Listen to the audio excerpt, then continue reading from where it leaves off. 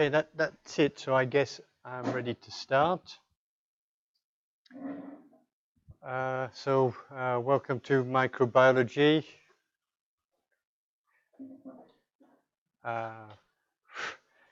Normally, I was just about to say something like, it's going to be great. I hope you love it, this kind of stuff. And then I thought that's a bit corny, isn't it, really? But anyway, it is interesting, and it's very important for lots of reasons. Okay, so almost it doesn't matter if you like it or you don't like it, because every biologist, anybody who is interested in cell biology, molecular biology, has got to know some of this stuff. Okay, you can't avoid it, and microbes impact a huge amount of biology. Okay, so it's important to learn this stuff. So the people who will be on this course are basically me and Madame Mouratou. François Delavant, actually he's doing a lot in the L2SV, but he won't be with us in ABT this year. But you might see him around in the lab classes sometimes. But basically, me and Madame Mouratou will be sharing the lectures. Madame Mouratou will have you in the TD classes, and I'll be with you in the lab classes. Now, the structure of the course is 20 hours of lectures, 8 hours of lab classes. One of them is going to be an evaluation, so there's like 5 real sessions. One of them is going to be just introduction to the lab classes. So there's kind of like 4 TD classes with work to do. And the lab is 12 hours. So as well as that, we have distance learning. And the first thing you have to do before the lab starts, just look at the short video clips where you have people demonstrating the right technique to do something, and then there are a few questions afterwards. This is important, just so that when people come into the lab, you have a kind of an idea about how you're supposed to be working. And there are some other exercises which I'll put up later when I think it's going to be useful for you. Now, one thing I also do for ABT is Microbe of the Week. And I think we'll start this evening. So the idea for Microbe of the Week is that every time is Microbe of the Week, I'll send out a question to you by email. And I want you to go and find out the answer and email me back. And it's a competition, okay? So there are 3 points for the first correct answer, and then 1 point for every other correct answer, and then sometimes 1 extra bonus point for the bonus question. Now, what I want this to be is kind of so it's always got something to do with the content of the lecture. Okay, so it is vaguely relevant. So you have to try and find out some information about microbiology, and the lecture might help you with some kind of clue. And often it's quite easy to find this information, but it's also supposed to be kind of practice for you for writing some English. So I don't want to see anybody just copying and pasting the Wikipedia entry for whatever the answer is. And of course, if you do that, you won't get any points for it. So this is the game. So I'll kind of keep the score and show you the scores as we go along. Okay. It's not compulsory. Doesn't count for your grades at the end of the semester, but there will be a prize. So generally, I have first and second prize for this, and it's real. Okay, it's not just like a petri dish of E. coli or something. It's there's a prize at the end. So that's the kind of encouragement to take part in Microbe of the Week. So the first one will be 7 p.m. this evening. Okay, I'll email everybody. So get ready, all right? If you want to play, be online. Yeah. So evaluation. So I don't think any of the distance learning stuff actually counts in this module. Okay. So sure, it's important that everybody does it, but you should know that it will not be contributing to your grades. So this is the grades for this module are going to be 60% on the exam, and 40% well, continuous assessment, lab report, and the written test, which will be one of these classes here towards the end of the semester. And if you really like microbiology, I would encourage everybody to take the virology, mycology, and parasitology option next year. And if you stay in Nantes, there is a possibility to do some microbiology in the biomedical sciences master, one module in M1, and there's the infectious diseases option in BBRT. Now, for this course, this is introductory microbiology, and there's not going to be anything that is fantastically revolutionary in this course. The information that you will get in the lectures are going to be in any standard microbiology textbook. So if there's something in the lectures that's not very clear, and you want to find a better illustration with a nice clear text, go to the library and have a look at one of the microbiology textbooks that we have. Okay, so we have copies of this book, Prescott, Harney and Klein's Microbiology. There are, in fact, there are other main authors now, and Perry's Microbiology. Both of these are great books. So if you're interested in some, other light reading in microbiology, I can definitely recommend this one, the Small Things Considered.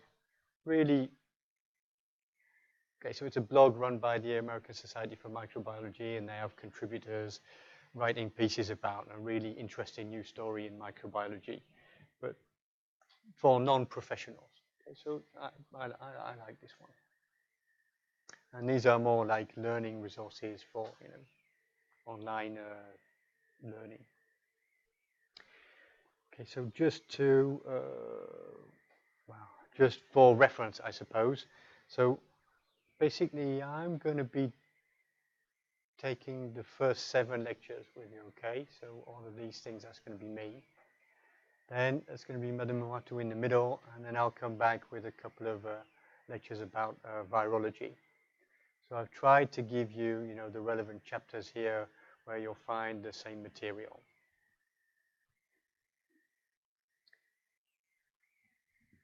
Okay, so microbiology, of course, it's microscopic organisms, and that means bacteria, viruses, and other microscopic organisms like amoebae, protists, yeasts, and microscopic fungi. Now, among bacteria, there's a big division between eubacteria, true bacteria, I suppose, and the archaea. The biology of these two groups of bacteria is quite different in a lot of respects. Well, I don't know. Depends how you look at it. Their biochemistry and some of the basic way that they do things are quite different in terms of molecular biology. But in terms of, cell size, organization, the way their metabolism works, kind of similar.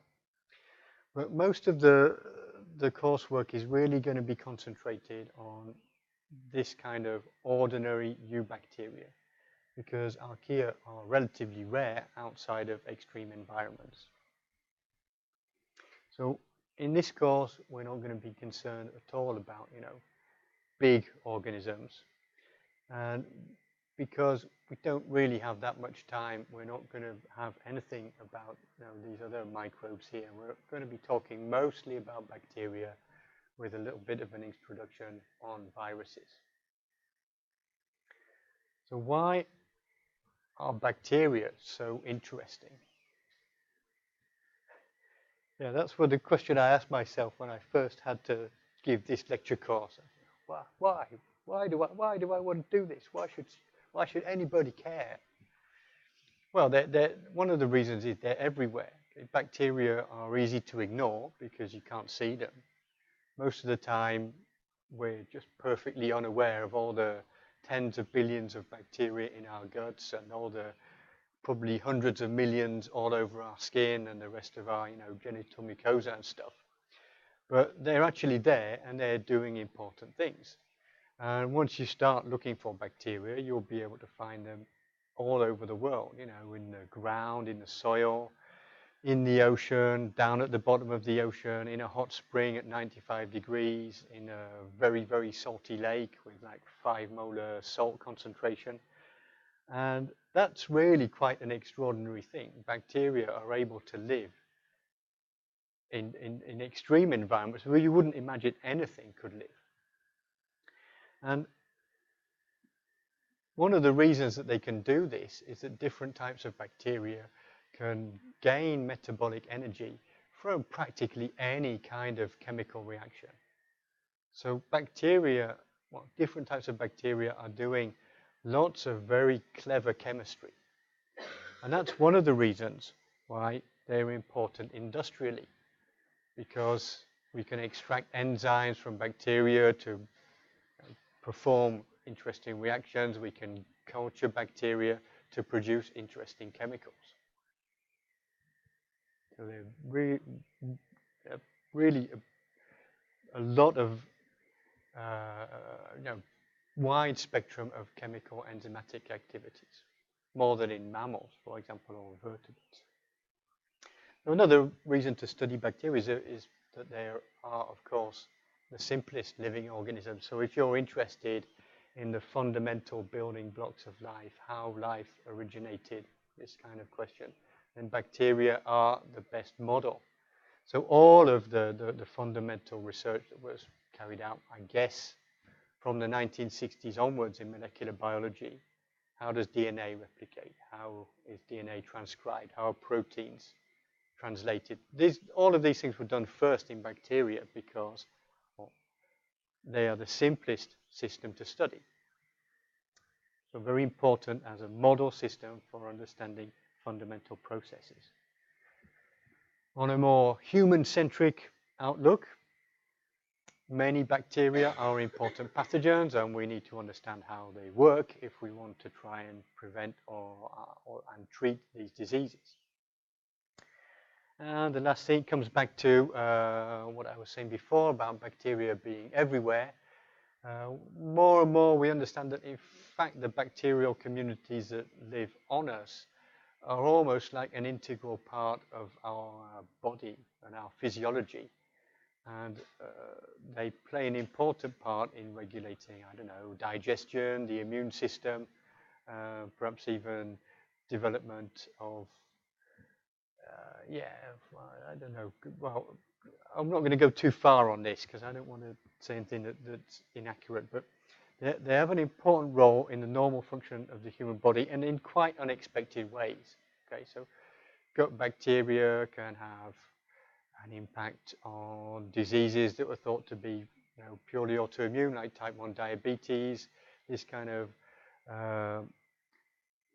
long-term kind of chronic inflammatory conditions that are associated with obesity and a bunch of disease risks. So it's really an interesting thing to look at is the way bacteria and bacterial communities interact with human beings and other organisms.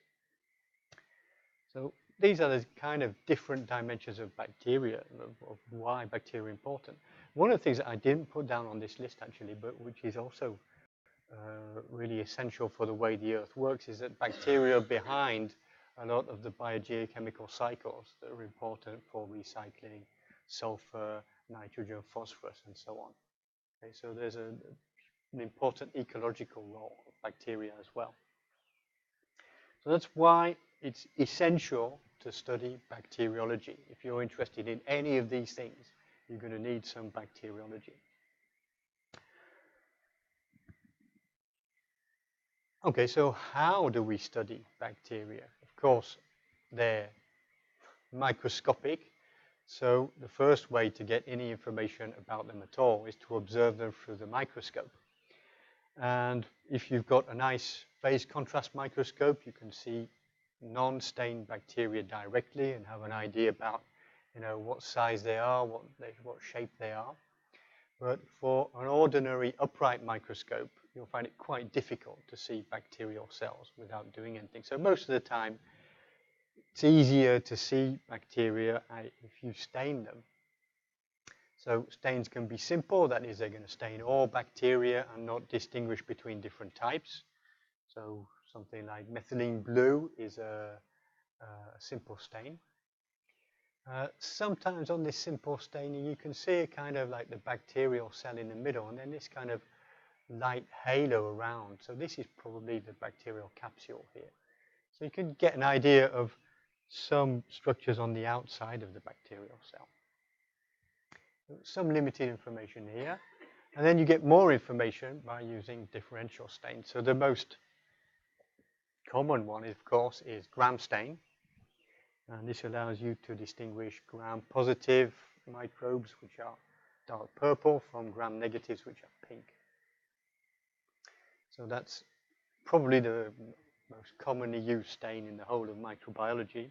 It's not the only one. So, for example, other things that can be useful are acid stain, acid-fast stainings for mycobacteria, so Mycobacterium tuberculosis. Still very, very common diagnostic test, get someone who's coughing with a night sweat, kind of febrile syndrome, get them to cough into, take a sample of sputum and try and do an acid-fast staining. If you see these red acid-fast bacteria here, then you have mycobacteria there. And other stains can be used to detect specifically some kind of structures inside bacteria, like endospores, like these red things here, endospores. Okay, so with microscopy and different types of stains, we can see bacteria, and we can look at them, have an idea about their size and their shape. And this is kind of at the basis of the very first type of descriptions of different types of bacteria. So the commonest shapes that you'll have for bacterial cells are, spherical cocci. I don't want to get into a debate about Latin pronunciation. I know some people say cocci, but I don't like to say that, so I'm going to go with cocci, all right? And rod-shaped bacilli. And so amongst the cocci, you can have them on their own, diplococci, staphylococcus, and streptococci. And you can have tetrads and groups of 8. So all of these are useful for identification purposes, because different genera of bacteria have different types of associations of cells. So bacilli, same kind of thing, straight rods or coccobacillus. This is interesting to keep in mind that some bacilli here, they're not always really, really long, okay? Some can be kind of like more of an oval shape. And it can be difficult to distinguish these cells from these ones under the microscope, because sometimes a cell like this is going to be, depends on the orientation, right? If it's like this, it's going to look elongated. If you look at it this way, it's going to look very round. So in the lab classes, often people make the mistake of, they say they've got gram-negative cookie, and in fact they haven't. It's like this. So those are two basic types, and you have a bunch of other cell shapes in bacteria that can be useful for identification. So Vibrio, very characteristic comma-shaped, Borrelia, very characteristic corkscrew shape, spirochetes as well. This kind of like twisted Bacillus, Helicobacter. So this is the kind of the first step in trying to identify different types of bacteria, is looking at their, physical morphology under the microscope. And as well as the shape and the size, you've got gram-positive and gram-negative. So most eubacteria can be classed as gram-positive or gram-negative. Not all of them, there are some exceptions. So cocci, almost always gram-positive. There are some gram-negative cocci, but that's relatively rare. Bacilli, gram-positive or gram-negative. These forms here are all gram-negative. I think the Fusobacterium is gram-positive, I believe. You need to check that one out. Okay, so that's microscopy, light microscopy for looking at the shape of bacterial cells. The next level down is to look in more detail using electron microscopy. So scanning electron microscopy can give you an image of the surface of bacterial cells, but not really giving us any more information compared to light microscopy.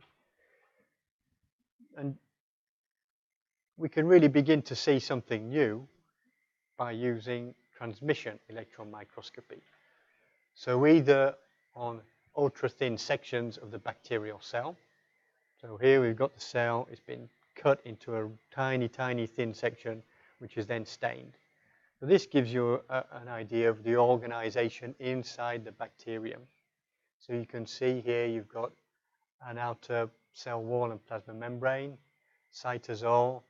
The DNA is kind of located in this structure called the nucleoid.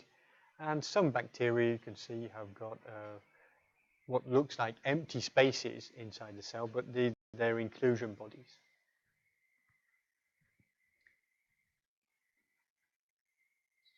So not much organization on the inside of a bacterial cell, but some kind of like basic structures in there.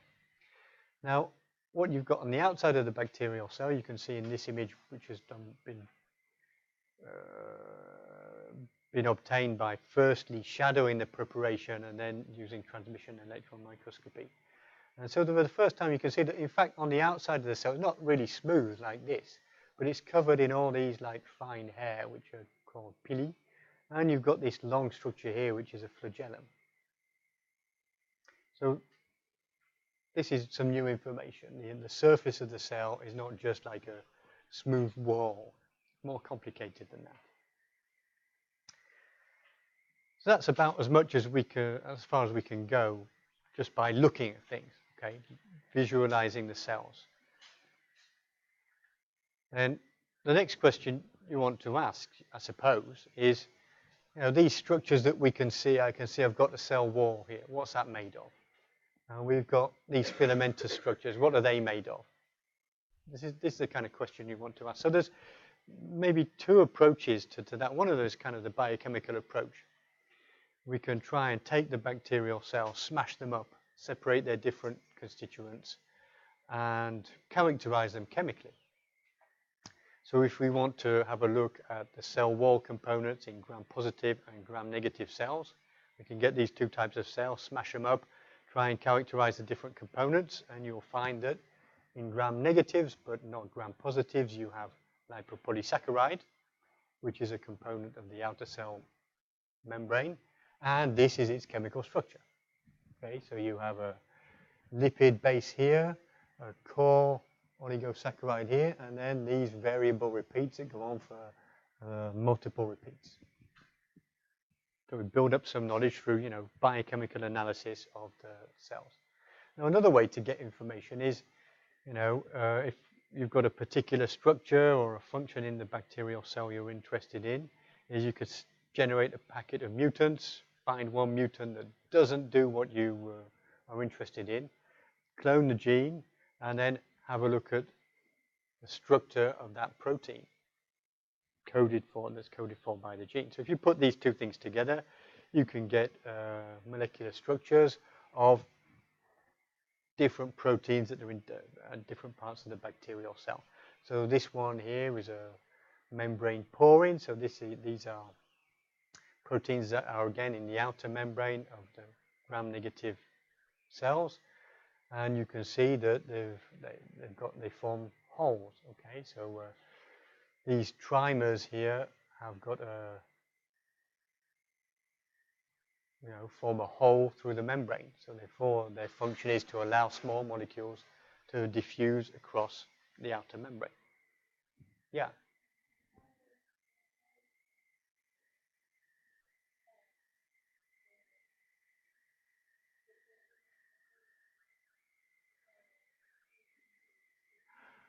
Okay, so the question is, what's the technique to get the structure here? Okay, so these are integral membrane proteins, and it's generally difficult to get crystals of these membrane proteins. Okay, it is possible because there's something that you can do is produce the proteins in purify them in detergents so they're solubilized, and then combine them with lipids in something called lipid cubic phase, and then you can get some kind of crystals of integral membrane proteins. So it can be done by X-ray crystallography, but it's difficult.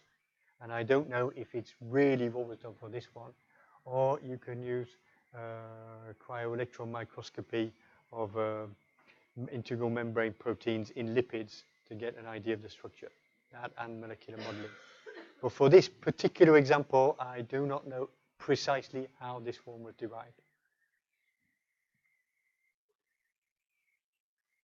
Okay, so without going too far into protein structure, the point of me telling you all this is that for the rest of the lectures, we'll be talking about different structures, and there's going to be some kind of diagram saying the structure is made up like this, these are the subunits, and it's produced like this, and the function is whatever, okay? And I just want to impress upon you that the reason we know all this stuff is because probably hundreds or thousands of biologists have been working on these questions for decades and decades, okay?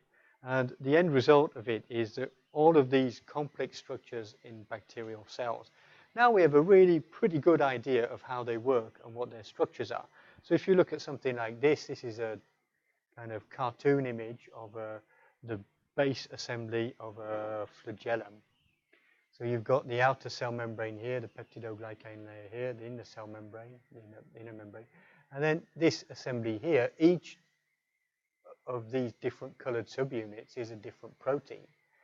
And they're represented to scale. Okay, it's not just a kind of like cartoon guy, so I'm going to draw it like this. This is really how they fit together. And the number here, it's really the right number. It's not just like a random number picked out of the air. So this is an actual accurate visual representation of the structure the way it really is. And we know about all of that because of all of this work that's been done for years and years. So just bear in mind whenever I'm talking about stuff, and in fact all of these complicated things are going to be represented just by a kind of lozenge or a circle with a few letters in it. But anyway, that's how we know all of this stuff. Okay? Right, so time for me to have a little break and to see if you've been listening. So we don't really have any audience response system here, but I would like everybody to think about these questions, and then I'll just ask everybody to raise their hand to say yes or no, okay? So take a minute and see what you think is correct.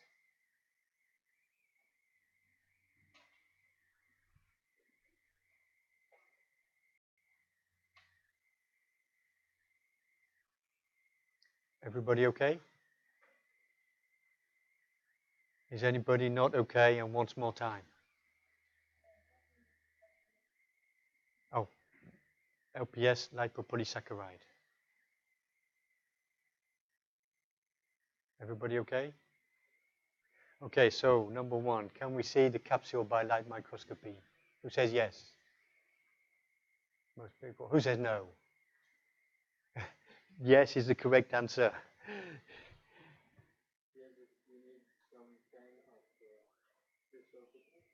Yeah.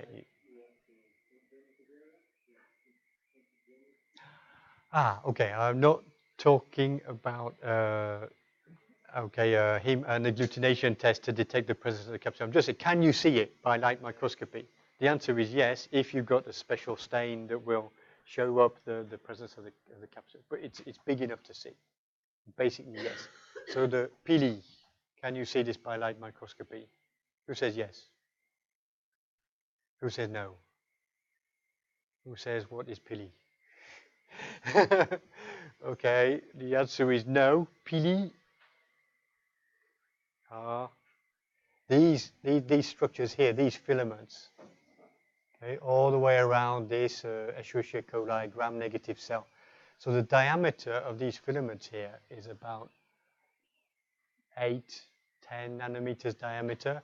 So it's too small to be resolved by light microscopy. So these are invisible. You don't see them. If you look, in the gram staining, you won't see these at all. Too small. LPS, we can see this in the microscope. Who says yes? Yeah, you're right. It's a molecule, way too small. You can't see a molecule in a light microscope. Endospores, can we see them? Who says yes? Who said no? Ooh, most people are wrong. Most people said no. Look, look.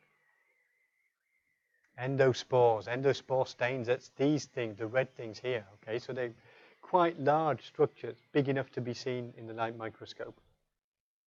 Okay. And last one, the nucleus. Anybody who says yes, going to be thrown off the course? Yeah, that's a trick question. They're bacteria, they don't have nuclei.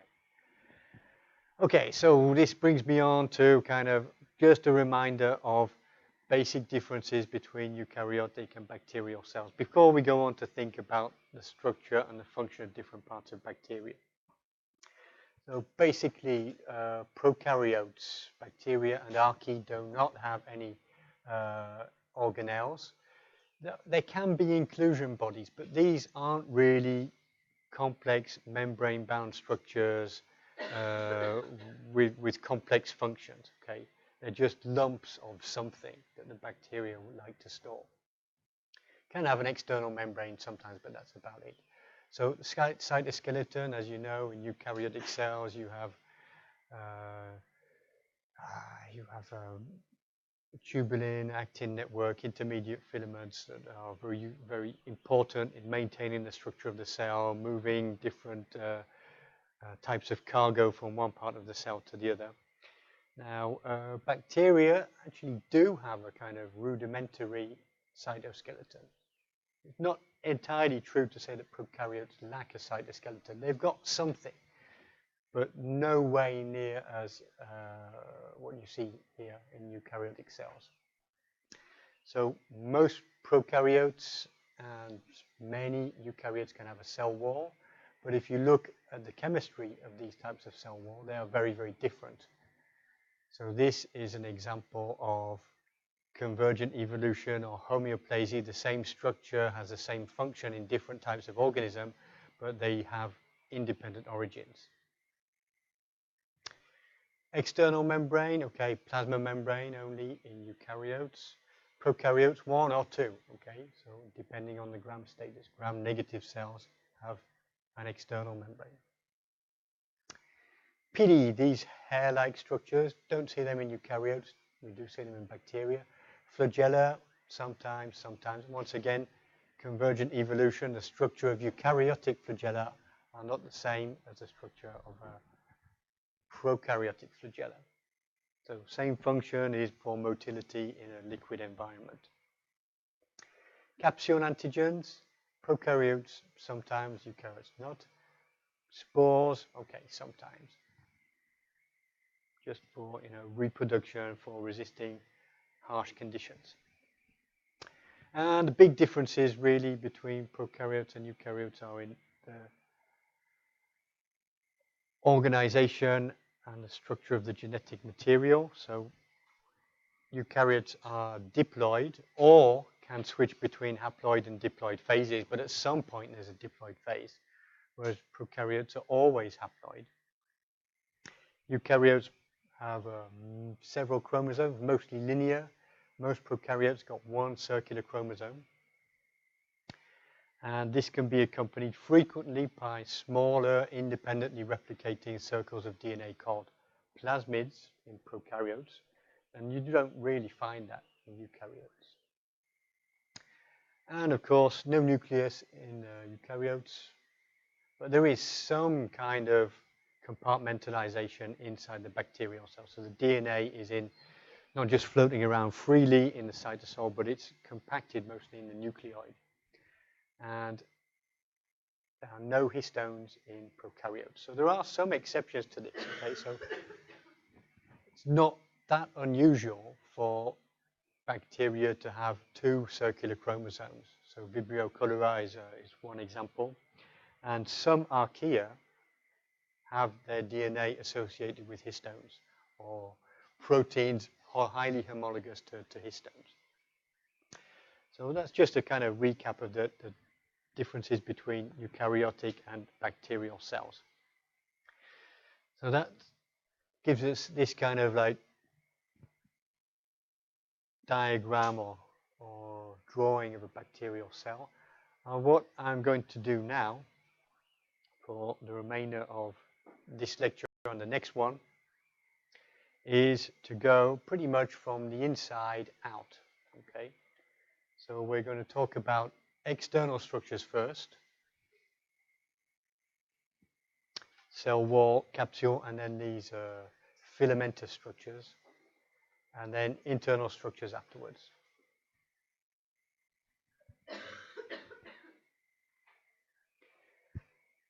And I'm going to start with the most important one, the cell wall. Okay, so this is pretty much an essential component of any eubacterial cell. It provides a rigid structure to the outside, to the cell, and it's going to protect the bacteria against osmotic pressure. Because otherwise, if you put the bacterial cell in liquid with low salt, all the water is going to diffuse into the cell and it will explode.